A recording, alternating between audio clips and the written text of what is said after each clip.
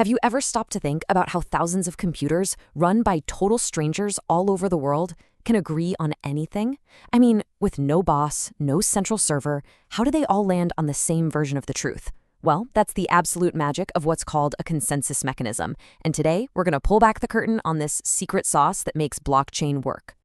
Hey everyone, and welcome to The Explainer from all of us here at CodeAccessHub.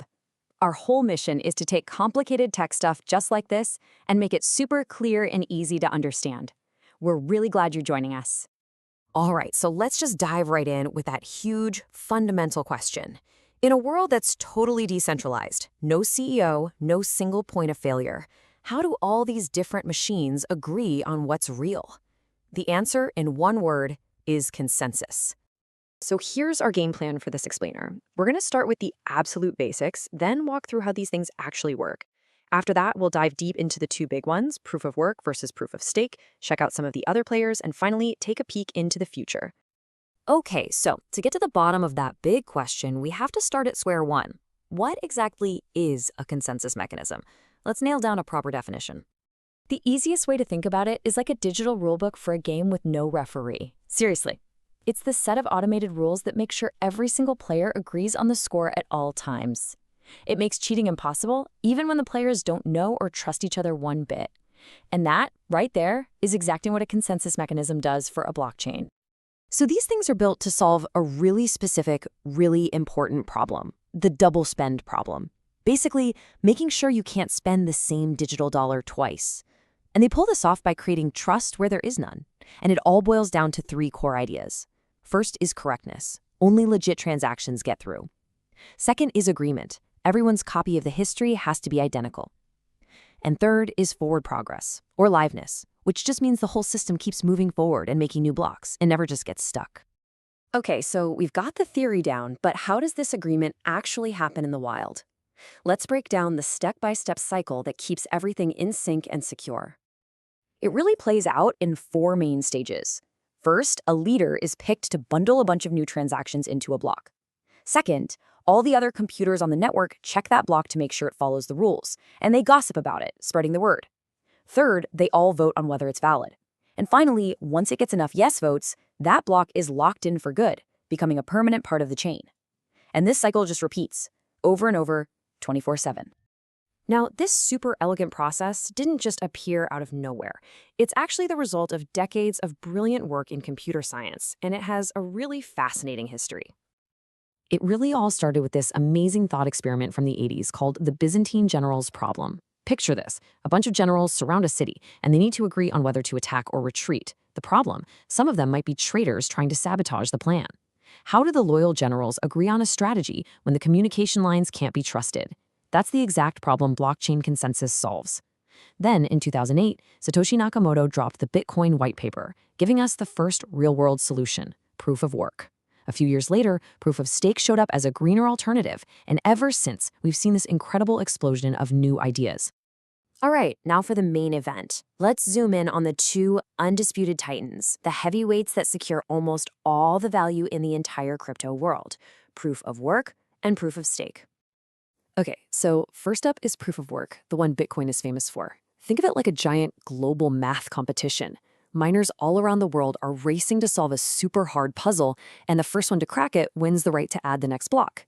Then you have proof of stake, which is what Ethereum uses now. This isn't a race at all, it's more like a lottery.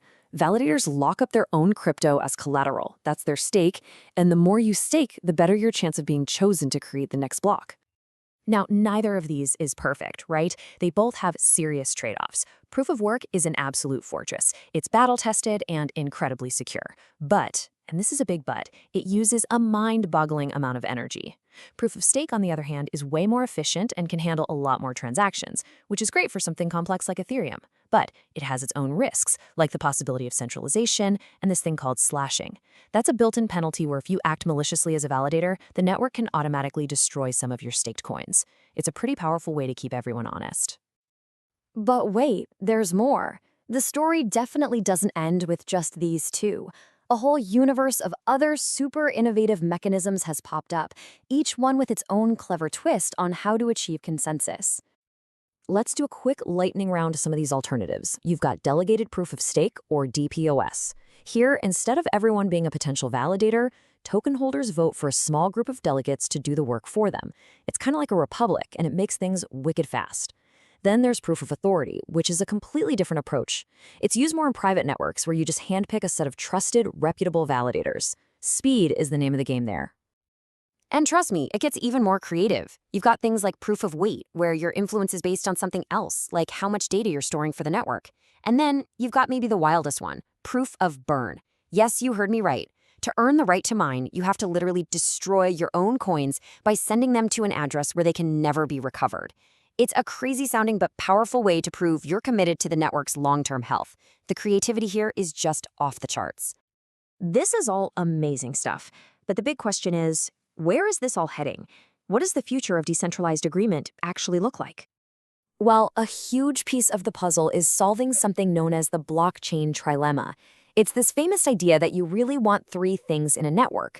You want it to be decentralized, super secure, and incredibly fast or scalable. The problem? Pushing one of those to the max usually means you have to make a sacrifice on one of the others. It's a constant balancing act. And the solutions researchers are cooking up right now are pretty mind-blowing. People are exploring modular designs, where instead of one blockchain doing everything, you have specialized layers for different jobs, one for consensus, one for execution. Think of it like building with high-tech Legos.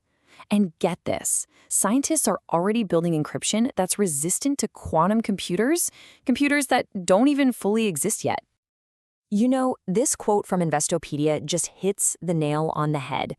This isn't just about cool technology for its own sake. It's about building a system that doesn't require us to trust middlemen like banks or governments.